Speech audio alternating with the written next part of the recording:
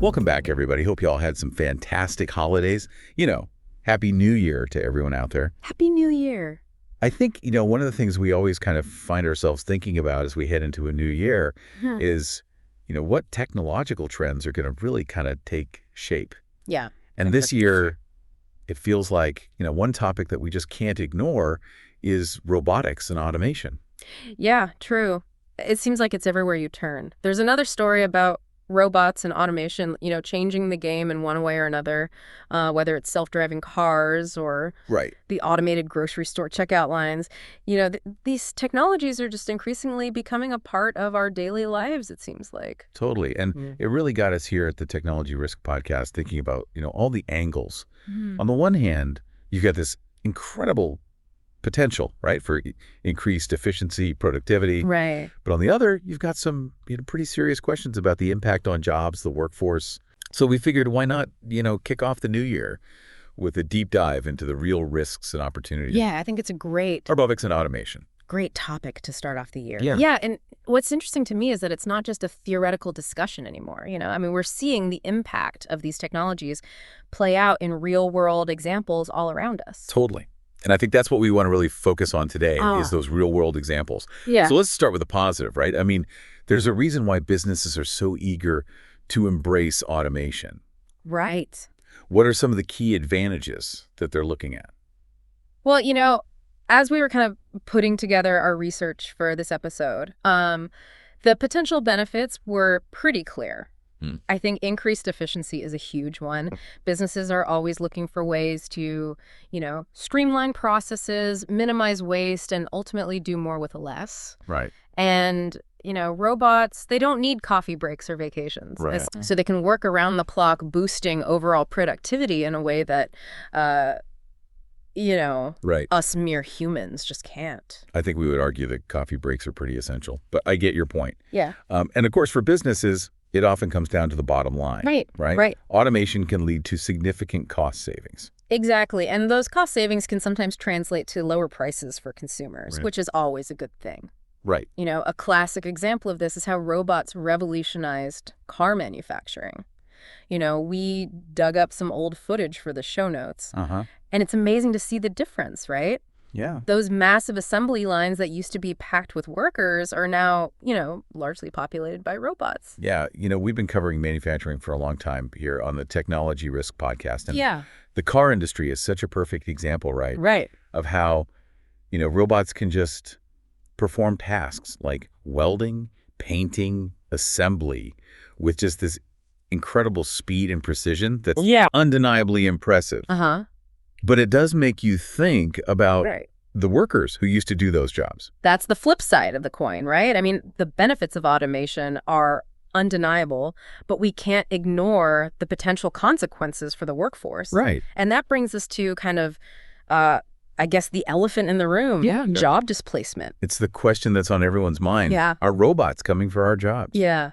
And honestly, it's not just a hypothetical concern anymore, right? Yeah. We found some pretty sobering statistics during our, research for this. Experts are predicting that millions of jobs could be at risk in the coming decades as automation continues to spread across various industries. Right, and it's not going to be evenly distributed. Some sectors are going to be hit much harder than others. Right. Manufacturing, as we've already discussed, is a prime example. Right. But we're also seeing it in retail with self-checkout systems, becoming increasingly common in grocery stores and other retail outlets. Yeah. It's something we encounter all the time in our daily lives, right? Yeah. Think about how many times you've used a self-checkout kiosk instead of interacting with a cashier. Yeah. It's convenient, sure. Yeah. But it does also raise questions about the future of those jobs. Absolutely. And it gets even more complicated when you start thinking about the types of jobs that are being created by automation versus the types of jobs that are being displaced. Right. It's not a simple one-to-one replacement. Right. It's true. And this kind of leads into another concern that we've been discussing a lot on the show, which is economic inequality. Right. Automation doesn't just eliminate jobs. Right. It changes the skills that are in demand. Right. We're seeing this emerging gap between those who have the skills to manage, program, maintain these automated systems, and those who are being displaced from, these low-skilled jobs. Think about our retail example again. Right. The people designing and maintaining those self-checkout systems. Yeah. They're probably doing quite well, while the cashiers who used to staff those checkout lines are facing, a much more uncertain future. Right. And it paints, a pretty stark picture of the potential societal consequences that we need to be prepared for. It's a trend we can't afford to ignore. Right. We need to start thinking about solutions, Right. about how we can mitigate these risks and create a future where everyone benefits from these technological advancements. Absolutely. And I think it's important to emphasize this goes beyond just job loss, right? Right. We need to look at the broader ripple effects of automation across various aspects of our lives. What are some of the other risks that we need to be aware of?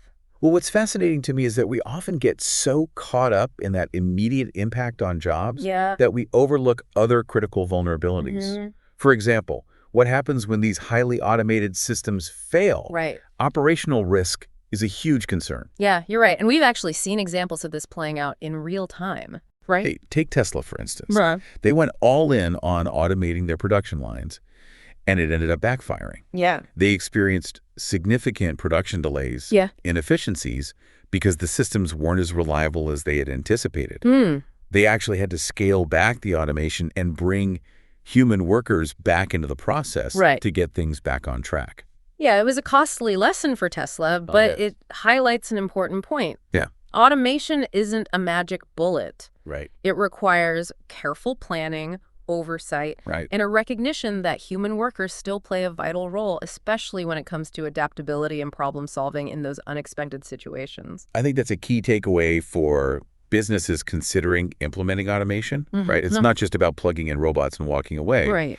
You need to have a plan for managing the risks Right. and ensuring that the systems are working effectively. And speaking of risks, we can't forget about security. Right. As these systems become more complex and interconnected, they become increasingly vulnerable to cyber attacks. Absolutely. And the consequences can be severe. Yeah. We found a case study from 2019 where an automotive manufacturer was hit with a major cyber attack that targeted their robotic systems. Wow. This attack actually led to defects in the cars being produced, highlighting just how vulnerable these systems can be. It's a reminder that security needs to be a top priority when implementing automation.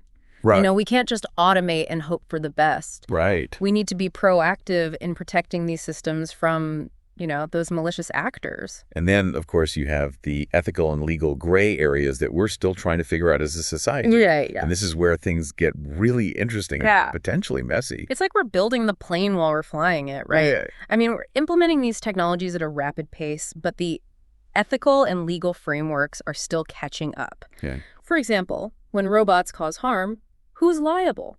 Right. The manufacturer, the programmer, the robot itself. It's a complicated question. Yeah. And there are no easy answers. Right. We've all heard about the self-driving car dilemma, right? Right.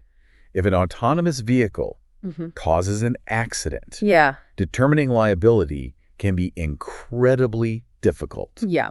These are issues that are still being debated and will have a significant impact on the future of automation. Absolutely. It adds a whole other layer of complexity to an already complex issue. Right. But hey, that's why we're here, right? Right. To delve into these tough questions and help our listeners understand the nuances of this rapidly evolving landscape. Totally. Yeah. Yeah, it's true. And, these ethical and legal questions aren't going away anytime soon. But before we get too bogged down in the potential downsides, I think it's important to remember that there are also a lot of potential upsides to this technology. We've talked about the efficiency and cost savings for businesses, but what about the benefits to society as a whole? Yeah, you're absolutely right. It is easy to get caught up in those anxieties around job displacement and the like. Right. But we need to look at the bigger picture, too. Yeah. What are some of those societal benefits that you see kind of emerging? Well, one of the most promising areas, I think, is safety. Robots can take on tasks that are dangerous or even life-threatening for humans. Right. Think about things like working in extreme environments, deep sea exploration, disaster relief, Right. even handling hazardous materials. Right. Robots can go places and do things that would put human workers at incredible risk. It's a great point, and one that we often overlook. Yeah. And it's not just about, keeping workers safe in those kind of dangerous industries. Right. We've been following the advancements in robotic surgery for a while now, and the precision and control that robots can offer surgeons is remarkable. Yeah. This has the potential to lead to, better patient outcomes and faster recovery times. Precisely. And this is where we start to see the real potential of automation to improve lives. And it's not just about, physical tasks either. Right. Robots and AI can also help us sift through and analyze massive amounts of data, identifying patterns and insights that would be impossible for humans to detect on their own. As someone who spends a lot of time researching and analyzing data for this show, Yeah. I can definitely appreciate that. Right. Think about the potential in fields like scientific research, financial modeling, even weather forecasting. Imagine being able to predict natural disasters with greater accuracy, Right. or developing personalized medical treatments based on an individual's genetic makeup. Right. These are the kinds of breakthroughs that automation could enable. It's mind-boggling to think about the possibilities. Yeah. But I have to bring us back down to earth for a moment. We've gotten a lot of questions from our listeners about this job displacement issue, and it's understandable. Yeah. People are worried about being replaced by robots. Yeah, it's a valid concern. Right. And as we've discussed, some jobs are definitely at risk. Right. But I think it's important to remember that technological advancements have always disrupted the workforce. Think about the Industrial Revolution. Right. It led to the decline of certain jobs, but it also created new ones. Yeah, it's a pattern that repeats throughout history, Yeah. and this time is likely no different. Exactly. The key is to be prepared for a shift in the types of skills that are in demand. Right. Jobs that require creativity, critical thinking, problem solving, emotional intelligence, and the ability to work collaboratively with both humans and machines are going to become even more valuable. One thing we talk about a lot on the show is the importance of lifelong learning. Yeah. And I think that's even more critical in this context. Right. We need to invest in programs that help people adapt to these changing demands and develop the skills they need to thrive in a future powered by automation. Absolutely.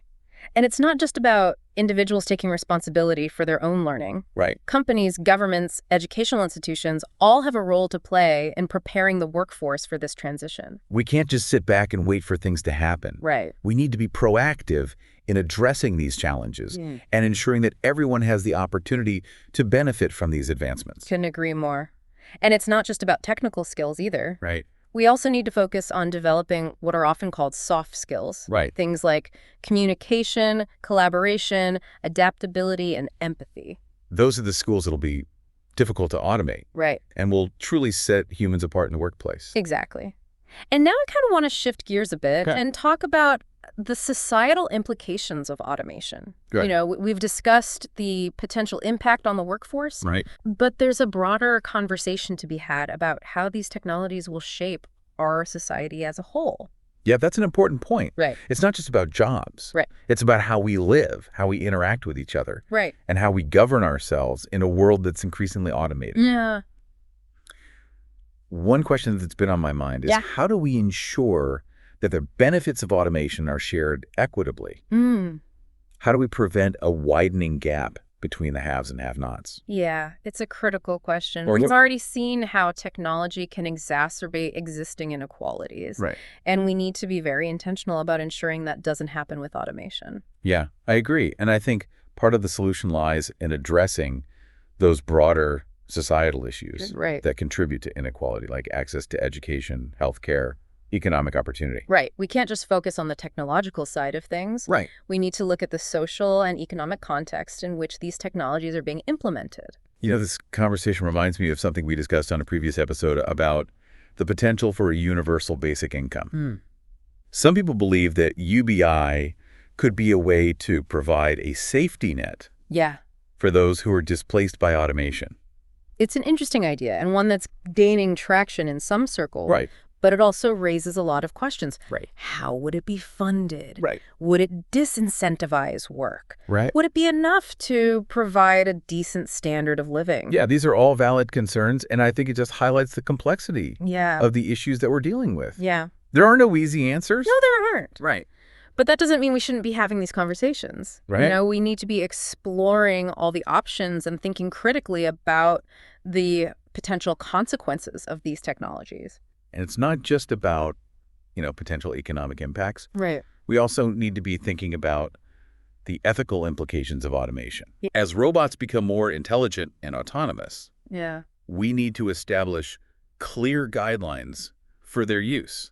Yeah, it's like we're entering uncharted territory. Right. We're talking about robots that can make decisions. Right. Robots that can learn and adapt. Right. Robots that can interact with us in, increasingly sophisticated ways. It's both exciting and a little bit unsettling, isn't it? Yeah. It raises all sorts of questions about accountability, transparency, even the nature of consciousness. It's like something out of a science fiction novel, but it's becoming our reality. Right. And it's something we need to be thinking about very carefully. Right. We need to develop frameworks for responsible AI development, ensuring that these technologies are designed and deployed in a way that benefits humanity. And that's not something that any one country or organization can do on its own. Right. This is a global issue that requires global cooperation. Absolutely. We need to be working together to address these challenges, sharing knowledge and best practices. Developing international standards for the ethical and responsible use of these technologies. One thing that I find fascinating about this whole topic is how it forces us to re-examine our own assumptions about what it means to be human. I was just thinking the same thing. Right. As robots become more capable, they start to blur the lines between human and machine. Right. We're starting to see robots that can perform tasks that were once considered uniquely human, like writing poetry or composing music. It's mind-blowing, and it really makes you think about the essence of what it means to be human. Right. If a robot can write a sonnet, Yeah. what does that say about creativity? Right. What does that say about consciousness? These are profound questions. Yeah. And they don't have easy answers. Right. But I think they're questions worth asking. I agree. It's about expanding our perspective and challenging our preconceived notions. And sometimes, those most thought-provoking conversations come from the most unexpected places. Who knew that talking about robots could lead us down such, fascinating philosophical rabbit holes? It's a testament to the power of technology to challenge our thinking and push us to consider new possibilities. Right. But for now, let's take a quick pause. Okay. When we come back, we'll shift gears and talk about some practical tips and strategies for navigating the future of work in a world increasingly shaped by robotics and automation. Welcome back to the show, everyone. So far, we've covered a lot of ground, from the potential benefits of automation to the very real anxieties people have about job displacement and even some of those, ethical dilemmas that this technology presents. Right. It's heavy stuff, but ultimately, we want this deep dive to be empowering, right? Exactly. It's easy to get lost in the big picture, but at the end of the day, it's about individuals making choices and taking action. So let's shift gears and get practical. Right. What can our listeners actually do to prepare themselves for a future where robots and automation are increasingly part of the landscape? That's the million-dollar question, right? And I think the first piece of advice we always give here at the Technology Risk Podcast is to embrace the idea of lifelong learning. Yeah, it's become a bit of a cliche, but it's true now more than ever. Right. The skills that are hot today might be obsolete tomorrow, so that ability to adapt and constantly be upskilling is crucial. Yeah. And it's not just about formal education. There are so many online resources, courses, workshops, you name it, that can help you stay ahead of the curve. It's something we try to model here on the show as well. Yeah. We're constantly reading, researching, talking to experts. Right. Because in a field like technology, if you're not learning, you're falling behind. Precisely. And this is where it gets really exciting. This isn't about, passively consuming information.